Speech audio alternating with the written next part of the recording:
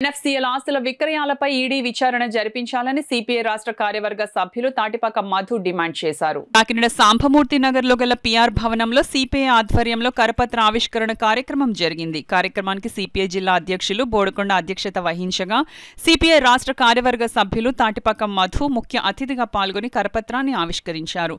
ఈ సందర్భంగా మధు మాట్లాడుతూ ఎన్ఎఫ్సిఎల్ ఆస్తుల విక్రయాలపై ప్రజా ఆందోళనను చేపట్టనున్నట్లు వెల్లడించారు.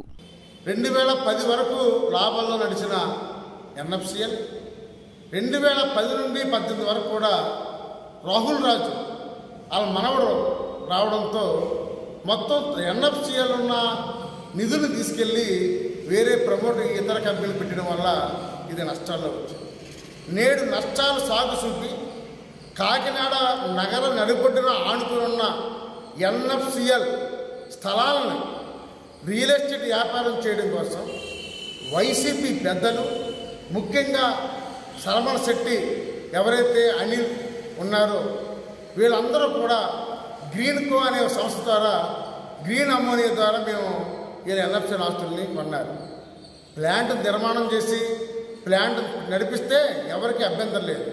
కానీ ఇప్పటికే పరిశ్రమ పేరు మీద ఉన్న అక్షరా స్కూల్ని రాహుల్ భార్య పేరుతో రిజిస్ట్రేషన్ చేశారు. లోపల ఉన్న జంకలో ఏవైతే దొరలేనో జూ దాన్ని తీసుకెళ్ళి నెల్లూరు తరలించేశారు.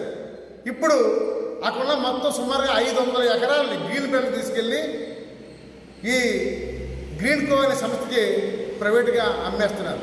ఎవరైనా కంపెనీ ఆస్తులు అలా అమ్ముతారా అంటే లోపల పనిచేస్తున్న ఉద్యోగులకి అందరికి కూడా రోడ్డు పడే అవకాశం ఉంది.